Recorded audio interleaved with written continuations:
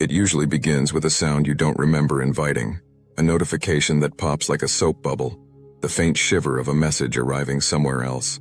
Your eyes are open, your document is open, but your attention is somewhere between yesterday and a dozen possible tomorrows.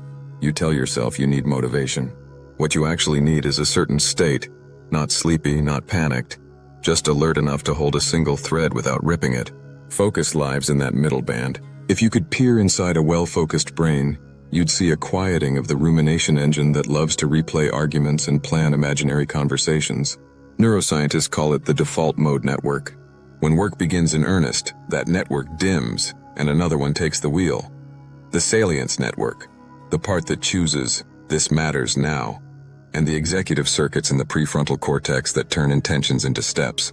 There's a reason good focus feels like a door sliding shut. It isn't magic, it's gating, deciding what gets in and what stays out. On certain days you stumble into that state accidentally.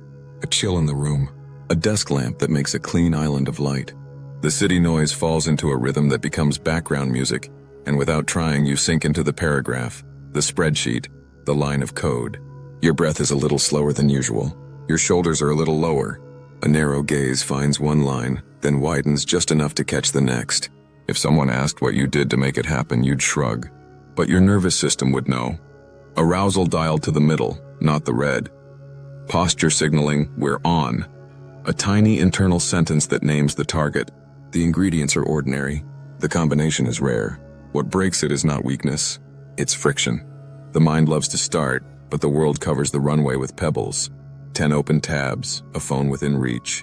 A task so vaguely defined it's more fog than thing. Even a seasoned pilot can't take off from gravel. Skilled workers don't fight pebbles with willpower. They quietly remove them. The people who seem effortlessly productive aren't braver. They're better at making the runway smooth and short. Their tasks have edges. Their time is visible. Their environment does not argue with their intentions. Watch a focused person at the moment just before they begin, and you'll notice tiny, repeatable tells. They set their body like a tripod, feet steady, spine tall the way a flagpole is tall, not tense. Their breath lengthens on the way out.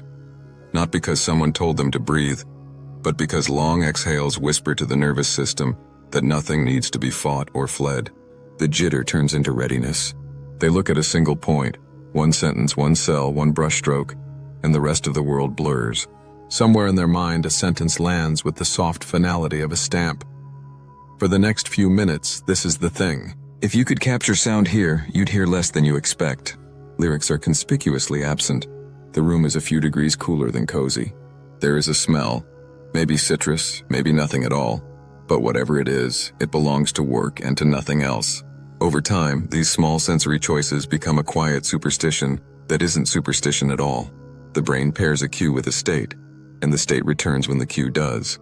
Focus has a shape across minutes. It doesn't arrive heroic and stay forever. It comes in waves you can surf.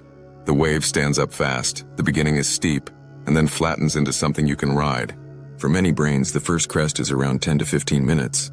Time compresses, it feels like 3.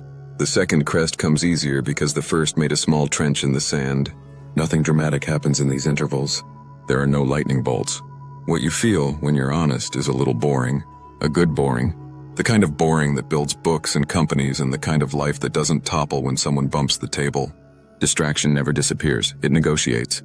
It taps your shoulder with a memory of a message, a horn of a headline, the itch of a half-finished chore.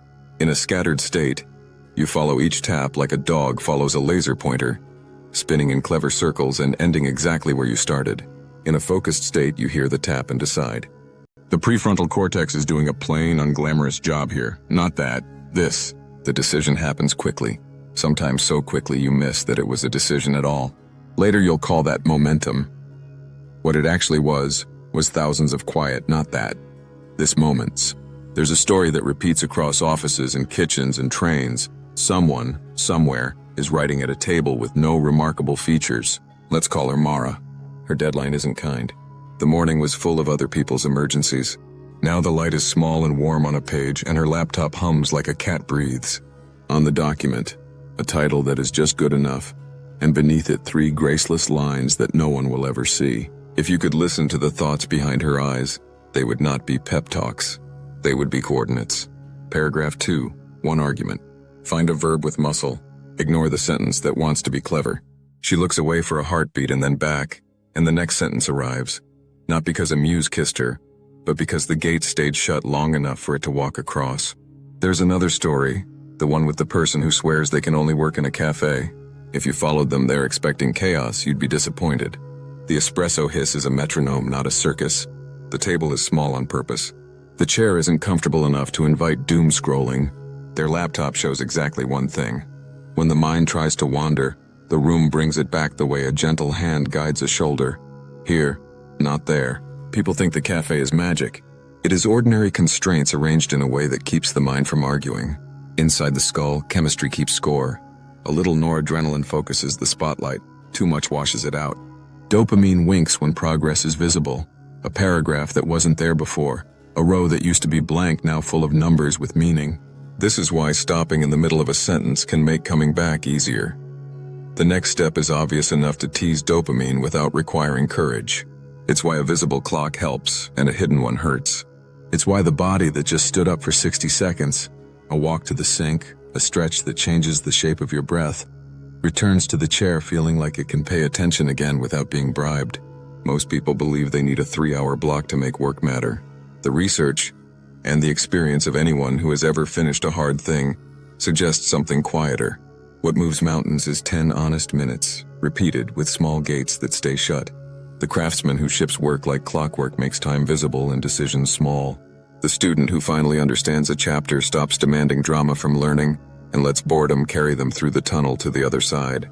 The parent who writes after bedtime lowers the ambition of an evening from the chapter to the next paragraph, because paragraphs, unlike chapters, don't scare the nervous system. If you look back on a day that went well, you'll notice how little you remember of the moments themselves. There was no montage music. Your attention narrowed and widened like the pupil does when stepping from sun to shade. You forgot to worry for a while. You forgot to check. You remembered what you were trying to make. There is a specific kind of tiredness that comes afterward that feels clean. No residue, no, what did I even do? Your brain got the chemistry right. The gate stayed shut long enough for meaning to assemble. When people ask for hacks, they want something clever. The truth is almost rude in its plainness. Focus is not a personality trait. It's a place you build with state and target and rails. The state is your body telling your brain, we are safe enough to work. Shoulders unlocked, breath falling out longer than it climbs in. A room that is a few degrees cooler than cozy. Light that sculpts the page but not the room. The target is a sentence in your mind that names the thing until it becomes the only thing. The rails are the choices that keep you from driving off the road. One window, visible time, a table that reminds you it is for making, not for wandering. On days when you cannot find the door, it helps to remember that nobody really does. The door doesn't exist until you draw it. Some draw it with a lamp. Some draw it with the hush of a library. Some draw it with the shallow thunder of a cafe. The drawing is the point. You aren't waiting for focus to land on you like weather. You're building the conditions under which your brain decides, oh, this again, we know how to do this. There will always be a tap on the shoulder. The world is a magnificent interrupter. The art is not in being uninterruptible, it's in becoming easily resumable.